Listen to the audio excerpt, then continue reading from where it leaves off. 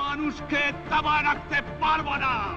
দীর্ঘ 23 বছরের শোষণ বঞ্চনার জবাব সেদিন এভাবেই দিয়েছিলেন জাতির পিতা বঙ্গবন্ধু শেখ মুজিবুর রহমান। তার এই অসীম সাহসিকতা আর দৃঢ় নেতৃত্বে দীর্ঘ 9 মাসের রক্তক্ষয়ী যুদ্ধে স্বাধীন হয় লাল সবুজের বাংলাদেশ।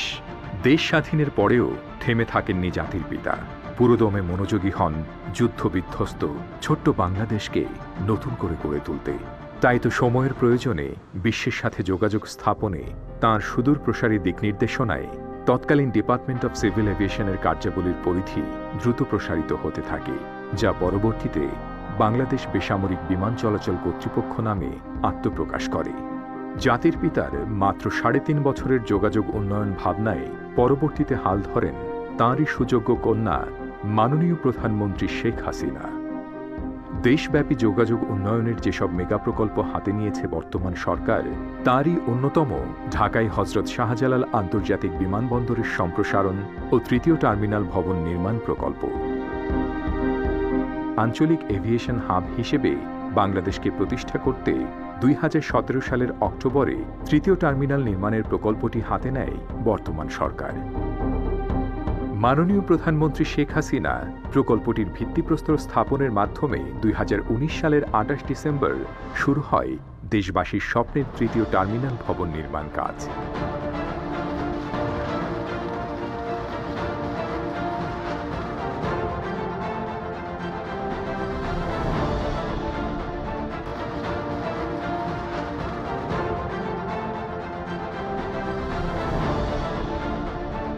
শুরুতে বৈশ্বিক মহামারী করোনা ভাইরাসের কারণে পুরো বিশ্ব যখন স্থবির অবস্থা, ঠিক সেই সময়েও কর্মীদের স্বাস্থ্য সুরক্ষা নিশ্চিত করে প্রকল্প এলাকায় অভ্যন্তরীণ বাসস্থানের ব্যবস্থা করে বিশেষ ব্যবস্থায় কাজ চলে 3য় টার্মিনাল নির্মাণে।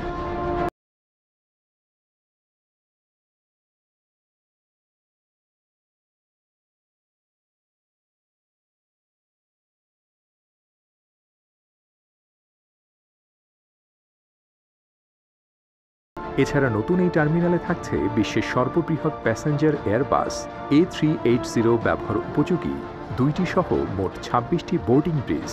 3য় টার্মিনালে একসঙ্গে পার্ক করতে পারবে 37টি উড়োজাহাজ। নতুন এই টার্মিনালে থাকছে অত্যাধুনিক 16টি ব্যাগেজ বেল্ট। বহির্গমন ও আগমনী ইমিগ্রেশন কাউন্টার থাকবে 128টি। নিরাপত্তা নিশ্চিতে থাকবে 27টি baggage scanning machine, cabin x-ray machine 40টি ও 11টি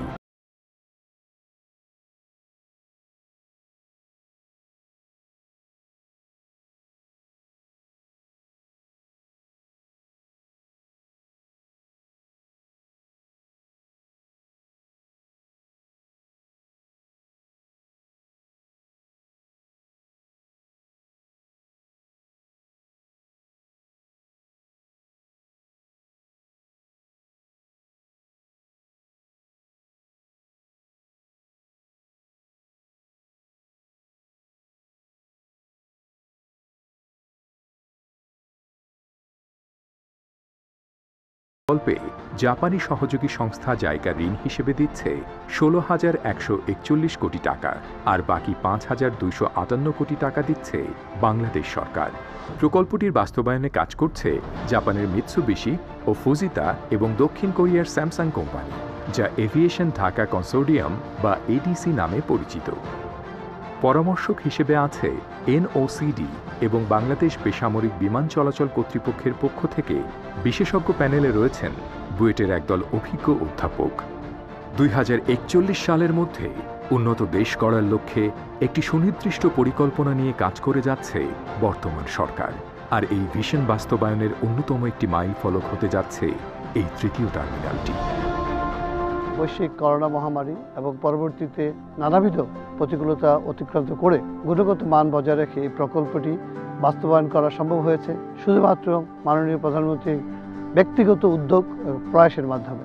জাতির পিতা বঙ্গবন্ধু শেখ মুজিবুর রহমানের সোনার বাংলা গড়ার আদর্শ আর মুক্তিযুদ্ধের চেতনাকে বুকে ধারণ করেই দেশকে এগিয়ে নিচ্ছেন তারই সুযোগ্য কন্যা মাননীয় প্রধানমন্ত্রী শেখ হাসিনা। তার দৃঢ় সংকল্প আর বাংলাদেশ বেসামরিক বিমান চলাচল কর্তৃপক্ষের অক্লান্ত পরিশ্রমের সমন্বয়ে দেশের আকাশপথে যোগাযোগ উন্নয়নে বিপ্লব ঘটিয়ে একদিন বিশ্বের বুকে ঠিক দাঁড়াবে লাল সবুজের বাংলাদেশ।